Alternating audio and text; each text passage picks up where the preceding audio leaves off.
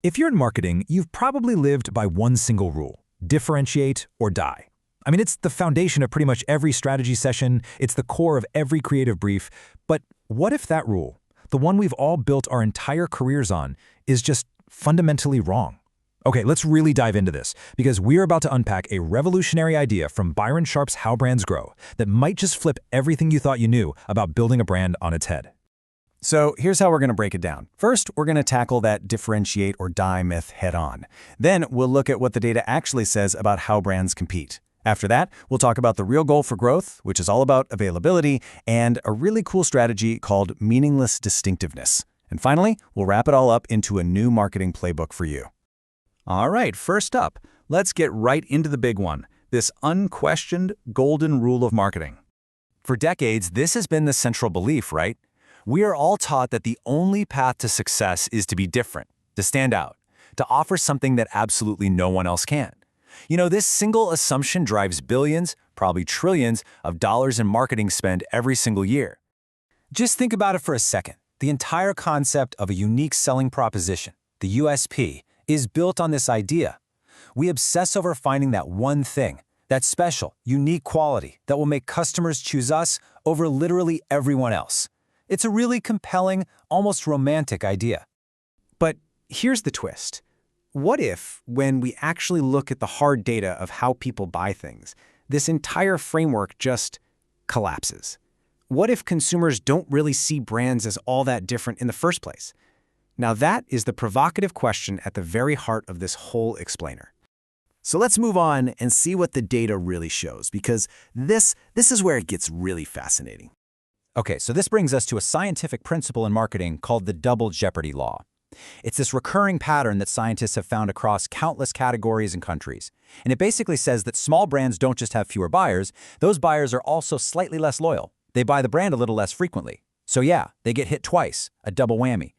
And you can see exactly how this plays out in the real world. Let's take UK washing powder, for example. The biggest brand, Persil, has a 22% market share. The smallest one on this list, Surf, has 8%. Now look at that last column, purchase frequency, how often their own customers buy them. It's almost identical. Persil buyers purchase it about 3.9 times a year, Surf buyers 3.4 times.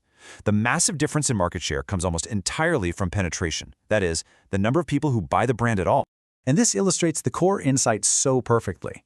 We all think that big brands have these super loyal, die-hard customers, but the data just shows their loyalty is only slightly higher. The real game changer, the primary thing that drives size, is just having more customers who buy you, even if it's only once in a while.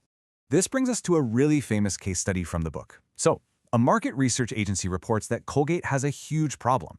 Its main rival, Crest, has twice the market share, and the agency's data suggests that Crest buyers are way more loyal. You can imagine, panic sets in. But Sharp points out the major flaw in their thinking with this very quote. So the agency sees that Crest has double the market share, and they immediately conclude that Colgate must have a weak brand that's attracting the wrong kind of buyer. You know, those disloyal switchers. So their recommendation? More persuasive ads, stress the quality, go after a more loyal type of consumer. Sounds like pretty standard marketing advice, doesn't it? Well, turns out it was completely wrong. Colgate didn't have a loyalty problem. Its loyalty metrics were perfectly normal and totally predictable for a brand of its size, all thanks to that double jeopardy law we just talked about. The agency was basically chasing a ghost, mistaking the symptom, which was lower market share, for the disease. So, if trying to be different isn't the answer, then what is? And that brings us to the real goal for marketers. This right here is the big shift in thinking.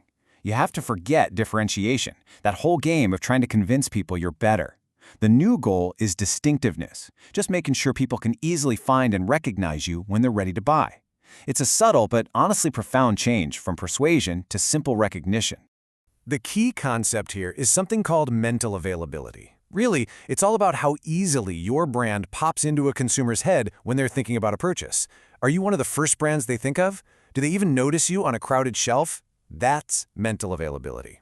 So the most important point is that growth really just boils down to building two core assets.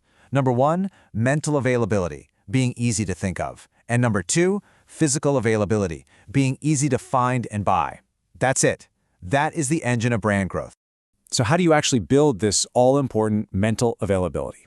Well, it turns out the strategy isn't about some complex persuasion technique, but something much, much more direct. You do it by building and consistently using your distinctive brand assets.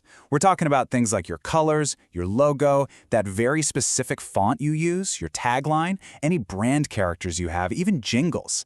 These are all the sensory cues that link back to your brand in a consumer's mind.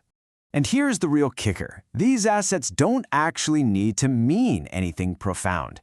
The Coca-Cola red doesn't have to communicate refreshing. It just has to scream Coca-Cola. Their job is simply to be a mental shortcut, to help a busy, distracted consumer notice and identify you without even a second thought. And that's what we call meaningless distinctiveness. Okay, let's wrap this all up by putting together a new playbook based on everything we just learned. This table, I think, just brilliantly summarizes the shift. Instead of differentiation, we now focus on distinctiveness. Instead of persuasion, we focus on refreshing and building memory structures.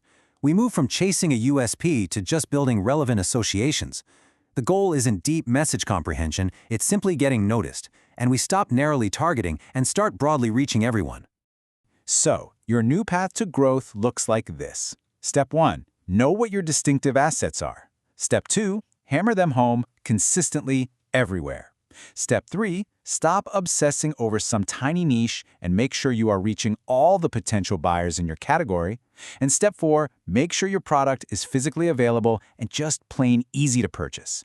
So look, if you take just one thing away from this whole explainer, let it be this. Stop wasting your time and resources chasing the ghost of differentiation. Instead, become obsessed with building and refreshing the memory structures that help buyers notice, recognize, and ultimately choose your brand. And that leaves us with a final, really powerful question to think about.